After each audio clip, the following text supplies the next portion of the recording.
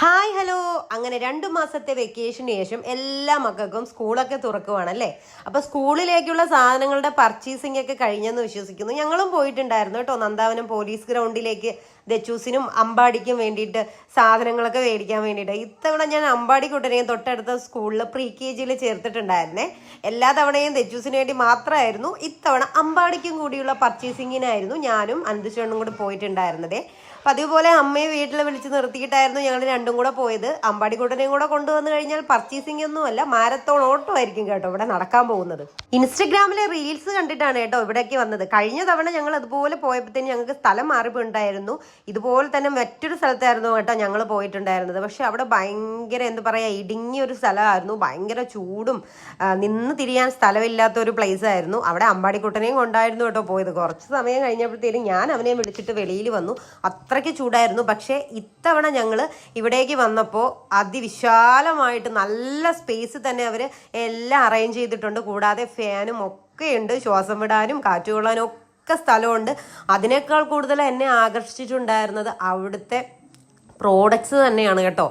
എല്ലാ സാധനങ്ങളും ഒരു വിരൽത്തുമ്പിൽ എന്ന് പറഞ്ഞ കണക്ക് എല്ലാം അവിടെ ഉണ്ടായിരുന്നേ. അവസാനം നോക്കി വന്നപ്പോൾ ഏത് വേണം എന്നുള്ള കൺഫ്യൂഷനിലായിരുന്നു.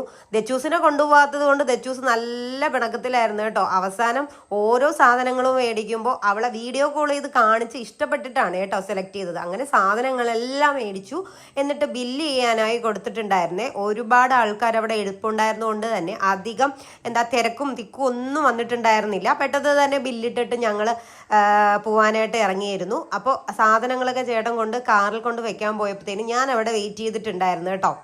ഇതിപ്പോ ഞങ്ങൾ ഏപ്രിലിൽ തന്നെയായിരുന്നു കേട്ടോ സാധനങ്ങളൊക്കെ മേടിക്കാൻ പോയത്.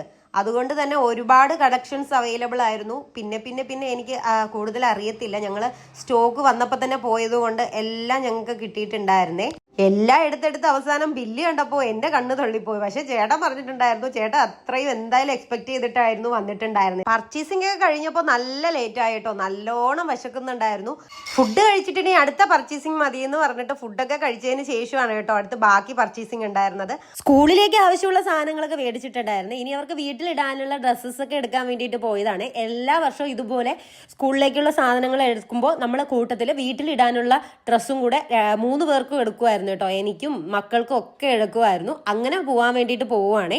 അങ്ങനെ നേരെ ട്രിവാൻഡ്രത്തുള്ള രാമചന്ദ്രൻ ഷോപ്പിലേക്കൊക്കെ ഒന്ന് കയറിയിട്ടുണ്ടായിരുന്നു. അത് കഴിഞ്ഞ് നേരെ ഫുട്പാത്തിലേക്ക്. എനിക്കിങ്ങനെ ഫുട്പാത്തിലൊക്കെ പോയി കാണാനും പർച്ചേസ് ചെയ്യാനൊക്കെ ഭയങ്കര ഇഷ്ടമുള്ള ഒരാളാണ്. എല്ലാം കഴിഞ്ഞപ്പോഴത്തേനും നല്ല ലേറ്റ് ആയിട്ടുണ്ടായിരുന്നു കേട്ടോ. അപ്പോൾ ഇന്നത്തെ വീഡിയോ ഇത്രയേ ഉള്ളൂ. അപ്പോൾ ഓക്കെ, ടാറ്റ, ബൈ ബൈ.